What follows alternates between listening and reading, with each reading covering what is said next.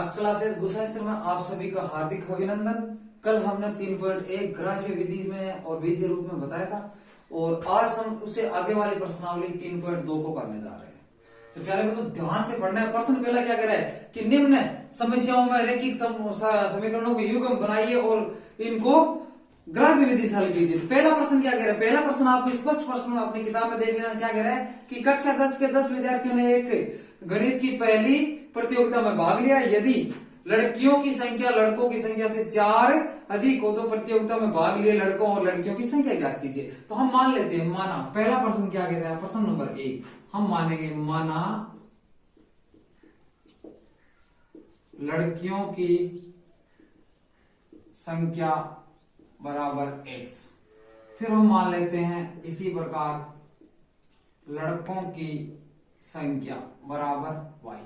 प्रश्न की पहली शर्त में क्या कहा है उसने? प्रश्न की पहली शर्त में कहा है कि कक्षा के अंदर कुल 10 विद्यार्थी है, यानी लड़कियां और लड़कियां 10 है।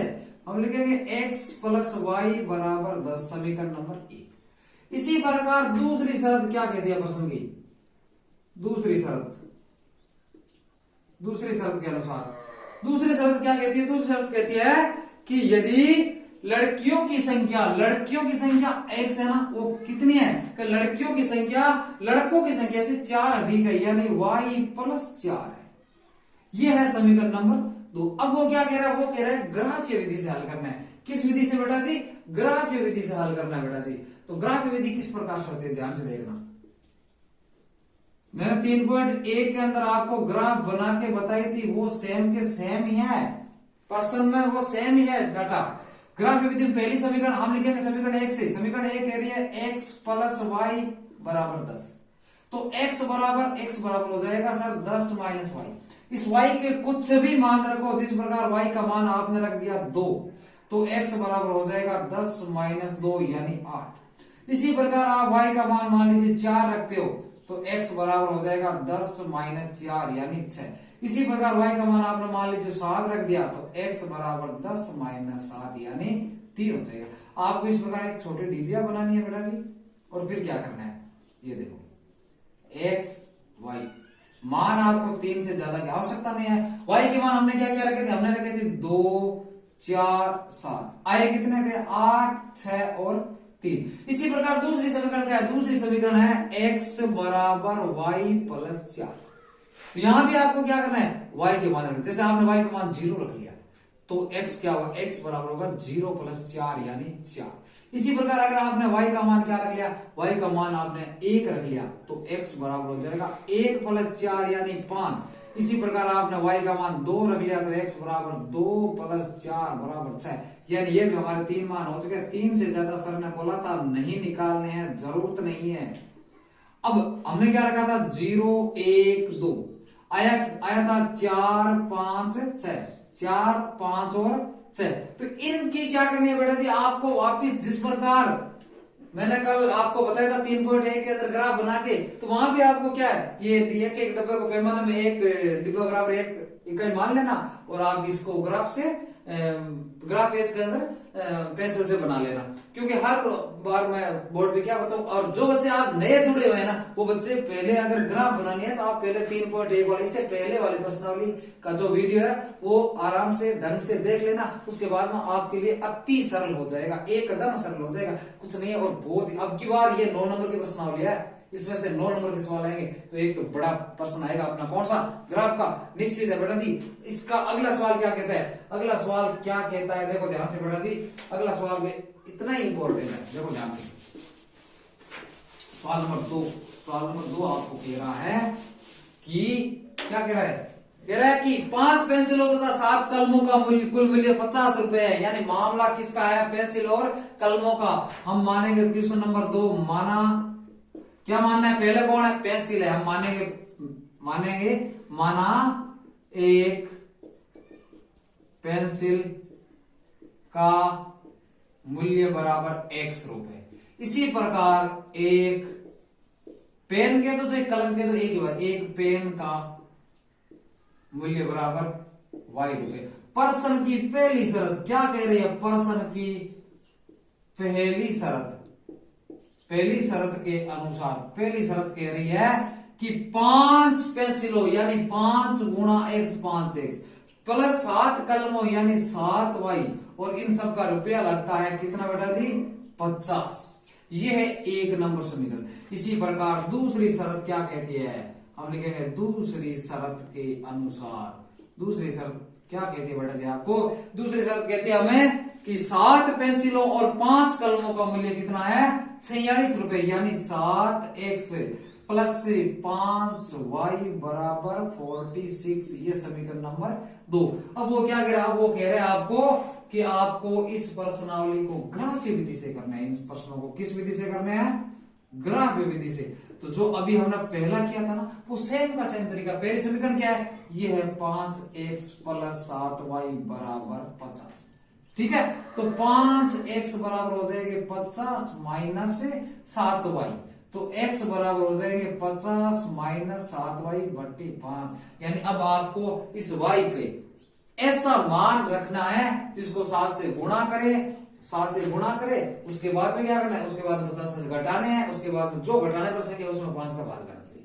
तो हम जैसे y का मान 0 रख लेते हैं, हमने y का मान 0 रखा, तो x का मान क्या होगा, x का मान होता है 50 माइनस 7 गुणा 0 बट्टा 5। तो 50 माइनस क्या है, कुछ नहीं है, 7 को 0 से गुणा किया, 0 0 घटा दो 50 बट्टा 5 बराबर 10 हो जाए। ये x का मान कितना है 10। अब अगला नंबर क्या होता है सर, क्या, अरे ये होता है कि अगर कोई संख्या बट्टे में होती है ना, तो यहाँ जो हमने पहला मान रखा है ना, इस मान के साथ इसको जोड़ते चले जाओ, अगला ऑटोमेटिक माना जाए। जैसे 0 के साथ क्या जोड़ना है आपको 5, तो यानी 0 और 5 5 होते हैं, अगला मान रखेंगे हम y बराबर 5। तो x बराबर क्या हो जाएगा, x का मान क्या 50 माइनस 7 y, 50 माइनस 7 गुणा 5 बट्टे 5 यानी 50 माइनस 35 बट्टा 5। तो 50 में से 35 घटाते हैं तो 15 बचते हैं बट्टा 5 यानी कितना हो जाएंगे बेटा जी 3 हो जाएंगे। अगला मान इसके साथ और जोड़ दो, यहाँ ये लो जो y का मान 5 और 5 कितना हो जाएगा 10, सीधा सा नियम है। तो x का मान क्या हो जाएगा 50 माइनस 7 गुणा 10 बट्टा 5 यानी 50 माइनस 70 बट्टा 5। तो ये माइनस का 20 बच जाएगा बट्टा 5 बराबर माइनस का 4। फिर आपको इस प्रकार क्या करना है, डीपीआ बनानी है बेटा जी x y। फिर क्या करना है, फिर मान रखना हमने y का मान 0, ये 0, फिर 5, फिर 10 आया, क्या था पहले 10 आया था, ये 10 लिख दिया, फिर 3 आया था, फिर माइनस 4। तो इस प्रकार ये पहली समीकरण सरल होगी ना। इसी प्रकार बेटा जी आगे दूसरी भी हो जाएगी, और वो कैसे होगी देखो, आप ध्यान से देखते रहना, और जिसको समझ में नहीं है वो बेटा जी आप दोबारा कर लेना, दोबारा देख लेना वीडियो को, दोबारा आराम से तसल्ली से ज्यादा शेयर करना है, ज्यादा से ज्यादा लाइक और शेयर करना है, अपने दोस्तों को बताना है कि क्लासेस शुरू है, हर रोज 8 बजे क्लास आती है अपनी मैथ की। अगला क्या है 7x प्लस 5y बराबर 46। तो 7x बराबर हो जाएगा 46 माइनस 5y, x बराबर क्या हो जाएगा 46 माइनस 5y बट्टा 7। y का ऐसा मान रखना है बेटा जी आपको कि उसको किससे गुणा करनी है 5 से, फिर 46 में से घटाना है तो 7 का भाग। तो y का मान 0 से नहीं होगा, 1 से भी नहीं होगा, यानी आपको कम से कम y का मान क्या रखना पड़ेगा, y का मान 5 रखना पड़ेगा। क्या रखना पड़ेगा 5, y का मान 5 रखेंगे हम लिखेंगे y बराबर 5 रखने पर, तो x का मान हो जाएगा 46 माइनस 5 इंटू 5 बट्टे 7, ये 46 माइनस 5 होगी 25 बट्टा 7। 46 में से 25 घटाते हैं तो कितने बचते हैं सर 21 बचते हैं, 21 में 7 का भाग कितनी बार जाता है 3 बार। फिर अगला नियम सर ने आपको बताया दिया था, क्या बताया था, ये बताया था कि इसके साथ ये जोड़ देने, यानी 5 और 7 कितना होते हैं 12 होते हैं, यानी y बराबर 12 रखेंगे आपके बार। तो x बराबर क्या हो जाएगा 46 माइनस क्या लिखना है 5 गुणा y यानी 5 गुणा 12 बट्टा 7। तो 46 माइनस 12 पंजो 60, ठीक है, 46 माइनस से 12 पंजो कितना होते हैं 60 होते हैं बेटा जी, ठीक है ना, बट्टे 7। अब देखो यहां से क्या करना है आपको, घटाने हैं, तो इससे उल्टा घटेगा। अब तो क्या लिखेंगे 0 में से 4 गए 4, फिर अपने यहाँ 5 में से 4 गया 1 और बट्टा 7 और चिन्ह रहेगा माइनस का, तो यहाँ माइनस का 2 आ जाएगा। अगला सर क्या करना है, अरे बेटा जी वैसा भी बोल सकते हो कि सर आप प्लस से प्लस वाले जोड़ रहे हैं, ग्राफ छोटी बढ़ जाएगी, हमारा पेज छोटा हो जाएगा, कोई दिक्कत नहीं है। आप एक डिग्री को 5 मान सकते हो, आप एक डिग्री को 10 मान सकते हो। अगर ज्यादा ही कोई दिक्कत है तो बेटा जी माइनस में रख दो, और भी ज्यादा दिक्कत है तो क्या रख दो आप, माइनस में रख दो। सर माइनस में कितना रखे कि मान आ जाए? मैंने आपको क्या कहा था कि इन दोनों को जोड़ने पर कितने आ रहे, जोड़ने हैं तब अगला मान हमने जोड़ा 5 और 7 12। तो अब की बार क्या करेंगे सर, हम तो माइनस में रखना चाहते हैं। तो कोई सोचो कि सर माइनस का 1 रखें, माइनस का 1 रखोगे तो क्या काम चल जाएगा? माइनस का 1 रखोगे तो ये कितना हो जाएगा, ये काम हो जाएगा, नहीं चलेगा। माइनस का 2 रखोगे तो कितना होगा, माइनस का 2 रखेंगे तो 56, हाँ हो जाएगा। हम रखेंगे माइनस का 2, माइनस का 2 रखेंगे तब x का मान होगा 46 माइनस 5 इंटू माइनस का 2 बट्टे 7, यानी 46 माइनस को माइनस से गुणा करें तो हमेशा क्या होते हैं, प्लस होते हैं। 5 2 10 होते हैं बट्टे 7, यानी 46 और 10 कितना होते हैं, 56 बट्टे 7, यानी 8 आ गया। अब देखो बेटा जी, आपको इस प्रकार एक डिबिया बनानी है, फिर क्या करना है, फिर ये x y इस प्रकार x y के मान हमने पहले 5 रखा, फिर हमने 12 रखा, फिर हमने क्या रखा था, हमने रखा था माइनस का 2, फिर आया कितना था, पहले आया था 3, फिर आया था माइनस का 2 आया था, और फिर आया वापस 8 प्लस का। तो ये आपको बता दें, इससे आगे आपको यहाँ ये समाप्त नहीं है बेटा जी, ग्राफ आपको अपने आप बनाना है। जो बच्चे नए आज ही देख रहे हैं पहला वीडियो अपना, तो बेटा जी ध्यान से देख लेना। 3.1 में जो मैंने ग्राफ समझाई थी उस ग्राफ के हिसाब से आप ग्राफ में बना लेना, ताकि कोई परेशानी नहीं है। बार बार नहीं बनाऊंगा आपको, क्योंकि मेरा काम आपको समीकरण बना के बतानी थी। तो ये पहला सवाल अपना कंप्लीट होता है। दूसरा सवाल क्या कहते हैं, आप ध्यान से देखो। दूसरा सवाल भी इसी प्रकार है, अच्छा सा सवाल है अपना 3.2 का सवाल नंबर 2। अच्छी प्रश्नावली है बेटा जी, बहुत ही सिंपल और सरल प्रश्नावली है। हर प्रश्न ज्यादा से ज्यादा शेयर करना है बेटा जी वीडियो। पहला।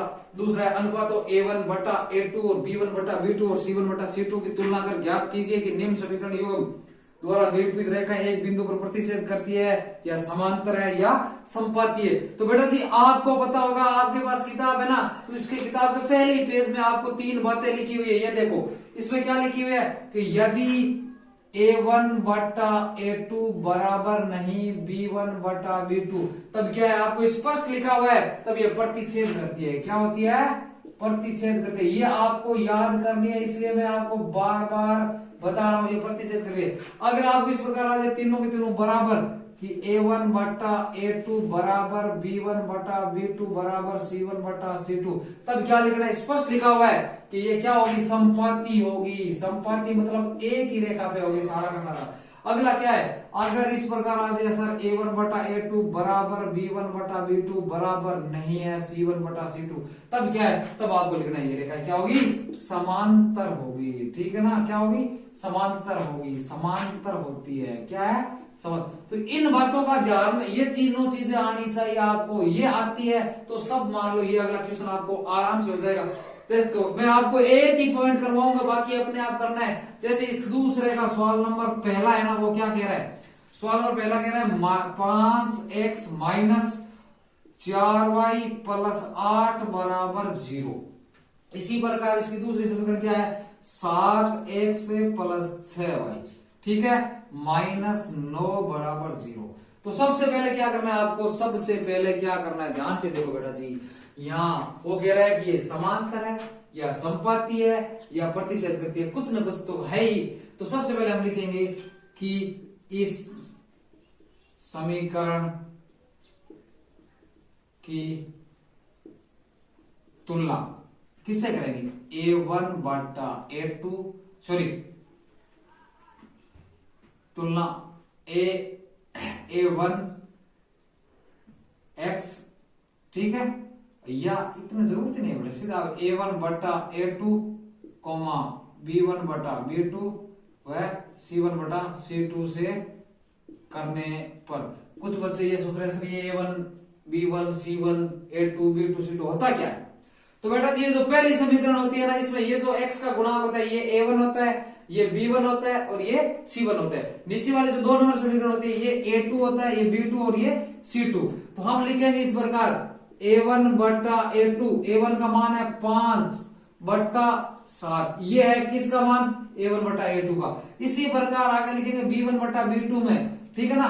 तो b1 बटा b2 कितना है अपना b1 b2, अभी देखो मैं बताता हूं आपको, हम लिखेंगे यहाँ पे b1 बटा b2, b1 का मान है -4 बटा +6, ठीक है। ये कट भी रहे 2 के बड़े से, यानी -2 बटा 3। फिर हम लिखेंगे c1 बटा c2, तो c1 का मान है +8 बराबर 9, ठीक है ना। और किसका है 9 माइनस का। तो बेटा जी देखो a1 बटा a2 5/7 है, b1 बटा b2 का मान है -2 बटा। क्या ये संख्या और ये संख्या बराबर है? नहीं है, कतई नहीं है। इसका मतलब क्या है? इसका मतलब ये पहला ही है, यानी हम लिखेंगे इसलिए, ठीक है, a1 बटा a2 बराबर नहीं है b1 बटा b2। अगर बराबर नहीं है a1 बटा a2 किसके? b1 बटा b2 के, तो उसका नाम क्या होता है? नाम सर प्रतिच्छेद करती है। क्या नाम करती है? ये रेखा क्या करती है? प्रतिच्छेद करती है। ये सवाल नंबर दूसरे का पहला बताया मैंने आपको, ठीक है ना। तो इसी प्रकार अगर ये तीनों बराबर हो तो आपको लिख देना है संपाती है, अगर पहले दोनों बराबर और तीसरा बराबर नहीं हो तो आपको लिखना है समांतर है। समझ में आ गई नहीं बात सब बच्चों को? तो मैं पूरे सवाल पूरा ऑप्शन नहीं करवाऊंगा, पूरा ऑप्शन करवाऊंगा ना तो फिर आप बोर हो जाएगी, कुछ आप अपने आप भी किया करो। तो प्यारे बच्चों ये फर्स्ट सवाल मैंने करवा दिया, बाकी के अपने आप करने हैं। अगर कोई बट्टे वाला आ जाए ना तो कोई दिक्कत नहीं है, कुछ कहेंगे कि सर बट्टे वाला है ना तो लघुत्तम ले लेना, वो सर फिर लघुत्तम लेके वजन बड़ा कर लेना, और नहीं हो ना तो कोई दिक्कत नहीं, सीधा जो बट्टे मैंने वैसा वैसा मान रख दो। जो ऊपर डबल नीचे भी डबल है तो ऊपर वाली संख्या सेम लिख देना, और नीचे वाली जो संख्या है ना उनके थोड़े चेंज कर देना, नीचे जो ऊपर है वो नीचे और काट देना, और फिर ऐसी कैसी बन जाएगी। समझ में आ गई ना। तो ये दूसरा क्वेश्चन आज अभी मैं यही छोड़ रहा हूँ। और तीसरा प्रश्न कह रहा है, तीसरा प्रश्न वैसा के वैसा क्या कह रहा है? तीसरा कह रहा है बेटा जी आपको कि तीसरा क्या कह रहा है? अनुपातों a1 बटा a2, b1 बटा b2 और c1 बटा c2 की तुलना कर ज्ञात कीजिए निम्न से संगत है या असंगत है। वो सेम की सेम बात है, संगत है या असंगत है। मैंने आपको अभी बताया था ना, किताब के अंदर स्पष्ट लिखा हुआ है। क्या लिखा हुआ है? ये बातें आपको याद होनी चाहिए बेटा जी, कि कब संगत होता है और कब असंगत है। तो ये जिस बच्चे को याद है ना वो सही है, नहीं याद होगा तो फिर मुझे कोई उलाना मत देना कि सर मुझे आता नहीं है, वो आपकी गलती है। क्या होता है देखो, किताब के अंदर सब चीज दे रखी है, a1 बटा a2 बराबर b1 बटा b2 है ना। इस स्थिति में हमेशा क्या होता है? युग्म में संगत होता है। क्या होता है? संगत होता है। इसी प्रकार दूसरे आपकी किताब में दे रखा है, आपको याद करना है। अगर उसने क्या कहा है कि अगर इस स्थिति में हो ना a1 बटा a2 बराबर b1 बटा b2 और बराबर c1 बटा c2, तो इसमें क्या कहना है आपको कि संगत तो होता है। क्या होता है? संगत तो होता ही है, लेकिन इसके जो युग्म होंगे वो क्या होंगे? आश्रित होंगे। अगला क्वेश्चन क्या है कि ये, तो इसके अंदर हमेशा क्या लिखना है आपको? असंगत लिखना है। तो इसका भी मैं एक सवाल नंबर ये 3 है, 3 का एक करवा देता हूँ। और 3 नंबर में 1 नंबर सवाल में क्या कह रहा है आपको? ध्यान से देखना आपको। 3 नंबर सवाल कहां गया रे? थोड़ा मैं जल्दी करवा रहा हूं क्योंकि क्वेश्चन ज्यादा है। सवाल नंबर 3, हाँ देखो मैं एक क्वेश्चन करवा देता हूं। 3x प्लस 2y बराबर 5, 3x प्लस 2y बराबर 5। फिर क्या है? 2x माइनस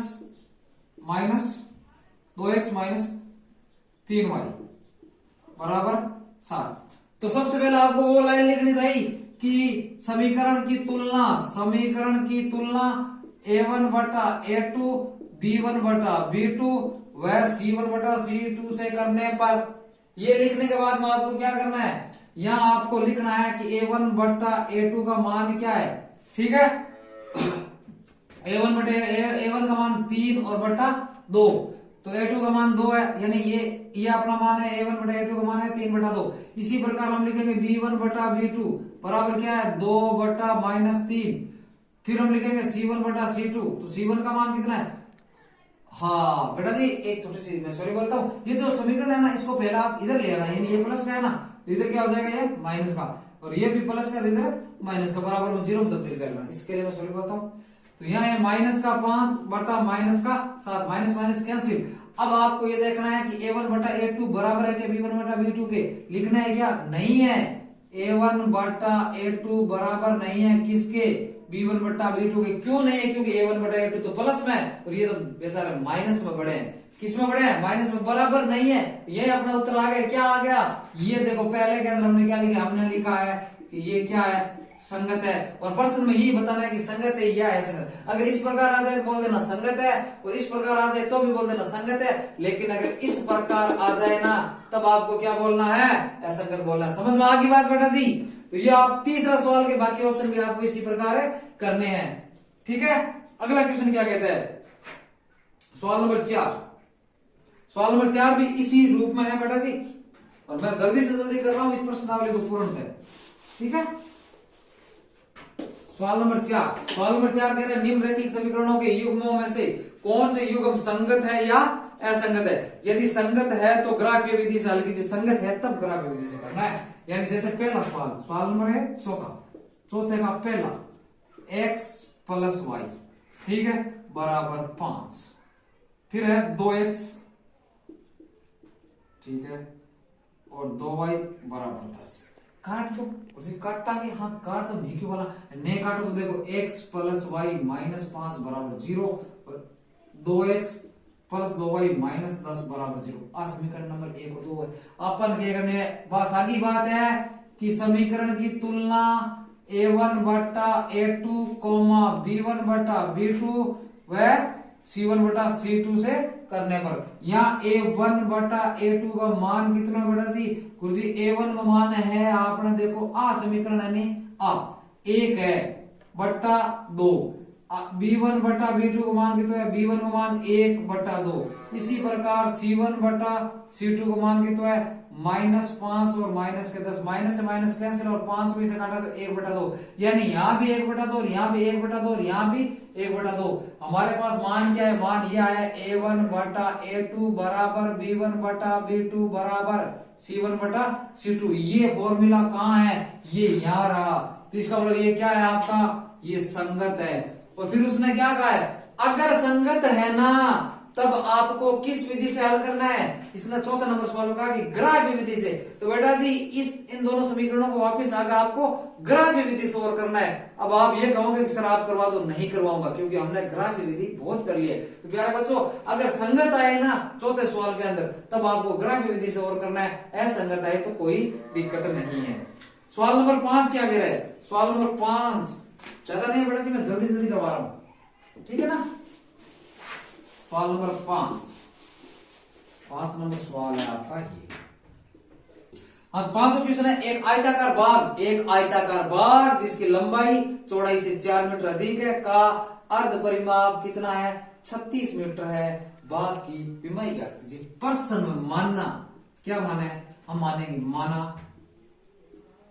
माना आयताकार बाग की लंबाई x मीटर, ठीक है, और चौड़ाई कितनी है बेटा जी, चौड़ाई है y मीटर, ठीक है। पहली शर्त क्या है प्रश्न की पहली शर्त के अनुसार, पहली शर्त में उसने कहा है कि एक आयताकार बाग जिसकी लंबाई चौड़ाई से 4 मीटर अधिक है। लंबाई x है ना, इस x का मान कितना है कि इस ये जो चौड़ाई है ना y इससे 4 अधिक है, 1 नंबर समीकरण आ है। फिर वो कह रहा है दूसरी शर्त का क्या कह रहे हैं, दूसरी शर्त कह रही है कि इसका अर्ध परिमाप, बेटा जी आयताकार है ना तो आयत का पूरा परिमाप ज्ञात करने का सूत्र होता है 2 कोष्टक लंबाई प्लस चौड़ाई, 2 कोष्टक लंबाई प्लस चौड़ाई, ठीक है, ये होता है। लेकिन हमारा आधा इसका मतलब 2 का भाग देंगे तो 2 से 2 कट जाएगा, यानी लंबाई प्लस चौड़ाई बराबर अर्ध परिमाप होता है, ठीक है ना। लंबाई प्लस, तो लंबाई अपनी कितनी है x है, ये x प्लस y बराबर कितना है 36, ये 36 समीकरण नंबर 2। अब वो क्या करता है, इसकी विमाई ज्ञात करनी है, तो बेटा जी वही नियम अपने जो पहले किए थे ना उस नियम से आपको क्या करना, आगे ग्राफीय विधि से हल करना है। तो कर लोगे मेरे बच्चों, कोई दिक्कत वाली बात नहीं है। यहाँ y का मान रख देना, कुछ भी रख देना, y के मान 1 2 3 4 जो आपकी मर्जी हो, और इस प्रकार आपको ये क्वेश्चन आगे करना है, ठीक है बेटा जी। क्वेश्चन नंबर 6 क्या कहते हैं, क्वेश्चन नंबर 6 क्या कह रहे हैं आपको, देखो ध्यान से। क्वेश्चन नंबर 6 कह रहा है कि एक रैखिक समीकरण दे रखी है आपको, कौन सी, 2x plus 3y minus 8, 2x minus 3y plus 8 बराबर 0। ठीक है, ये समीकरण दे रखी है, वो कह रहा है कि दो चरों में एक ऐसी और रैखिक समीकरण है लिखिए ताकि प्राप्त युग्म का ज्यामितीय निरूपण जैसा कि प्रतिच्छेद करती हो। नंबर 1 वो कह रहा है अलग अलग समीकरण बनाने आपको। नंबर 1 उसने क्या कहा है कि प्रतिच्छेद करती हो। प्रतिच्छेद करती है, इसका मतलब क्या होता है? इसका मतलब ये होता है बेटा जी कि A1 बट्टा A2 बराबर नहीं होता है किसके? B1 बट्टा B2। यानी ये जो समीकरण है ना 2x माइनस 3y प्लस 8 बराबर 0, तो जो A2 का मान है ना वो इसके बराबर नहीं होना चाहिए, तो इन दोनों के बराबर नहीं होना चाहिए। हम कुछ भी रख सकते हैं, देखो 3x रख सकते हैं, माइनस यहाँ पे 4y रख सकते हैं, ठीक है, यहाँ प्लस के हम 9 रख सकते हैं बराबर 0। यानी ये कोई भी अपनी मर्जी से इनके बराबर का मान, ये दोनों आपस में बराबर नहीं होना चाहिए। ऐसे जो मान होते हैं ना वो क्या कहलाते हैं? हमेशा प्रतिच्छेद करते हैं। तो A1 बट्टा A2 बराबर नहीं होना चाहिए B1 बट्टा B2, तभी होगा। यानी यहाँ प्रतिच्छेद कब करेगी? जब हम होगा A1 बट्टा A2 बराबर नहीं B1 बट्टा B2, ठीक है। तो ये दूसरी जो समीकरण है ये होगी हमारी। दूसरा नंबर प्रश्न में इसने क्या कहा? छठा के दूसरे में कि समांतर रेखाएं हो। क्या हो? समांतर रेखाएं हो। तो समांतर रेखा में क्या होता है बेटा? समांतर का हमने अभी भी देखो, समांतर कब होती है? जब ये इस प्रकार हो A1 बट्टा A2 बराबर B1 बट्टा B2 और बराबर नहीं हो किसके? C1 बट्टा C2। यानी ये जो पहली समीकरण है ना, पहली समीकरण है अपनी कौन सी? ये वाली 2x, यहां लिख रहा हूं बेटा जी मैं, ठीक है ना, कि 2x माइनस 3y प्लस 8 बराबर 0। समांतर कब होगी? जब ये दोनों तो आपस में बराबर हो, ये दोनों बराबर, यानी हम 2 से मल्टीप्लाई कर देते हैं, ठीक है ना, ये दोनों। जैसे 4x, ठीक है, माइनस 6y, ठीक है। ये तीसरा इसके बराबर नहीं तो हमने कुछ भी लिख दिया, जैसे 11 लिख दिया, 12 लिख दो, अपनी मर्जी से जो आपको अच्छा लगे, लेकिन ये दोनों का अनुपात बराबर होने चाहिए, तब ये समांतर हो गया। तीसरा नंबर क्या है? तीसरा नंबर क्या है? संपाती रेखाएं हो। क्या होनी चाहिए बेटा जी? 3 नंबर प्रश्न, संपाती रेखाएं हो। संपाती रेखाएं कब होती है? कब होती है संपाती रेखाएं? जब A1 बट्टा A2 बराबर B1 बट्टा B2 बराबर C1 बट्टा C2, ठीक है। तो यानी ये जो समीकरण है ना, ये 2x माइनस 3y प्लस 8 बराबर 0, ये संपाती कब होगी? जब अगला जो तीनों के तीनों मान है वो सेम एक ही अनुपात में काटने चाहिए, सेम के सेम। यानी जैसे हमने 3 से गुणा कर दी तो 3 2 6x, 3 3 9y और 3 8 24 बराबर 0। ये जो समीकरण है ये क्या होगी? आपकी संपाती होगी। समझ में आ गई बेटा जी? तो इस प्रकार ये छठा क्वेश्चन भी अपना कंप्लीट हो गया है। कुछ बच्चे आज ये भी कहेंगे कि सर आपने तेज क्यों बढ़ाया? तेज इसलिए बढ़ाया कि यार इनमें लगे रहेंगे क्या? ये 3 के प्रश्न लेकर धीरे धीरे कराएंगे ना, 15 दिन लग जाएंगे। थोड़ा बहुत अभी परीक्षाएं, अगले 1-1.5 महीने बाद में तो परीक्षाएं है बेटा जी, तो थोड़ा तेज दौड़ो, कोई दिक्कत वाली बात नहीं है, ठीक है। ये छठा क्वेश्चन कंप्लीट होता है। समझ में आ गई बात? 7 नंबर क्वेश्चन क्या कह रहे हैं? देखो, समीकरण x minus y plus 1, x minus y plus 1 बराबर 0।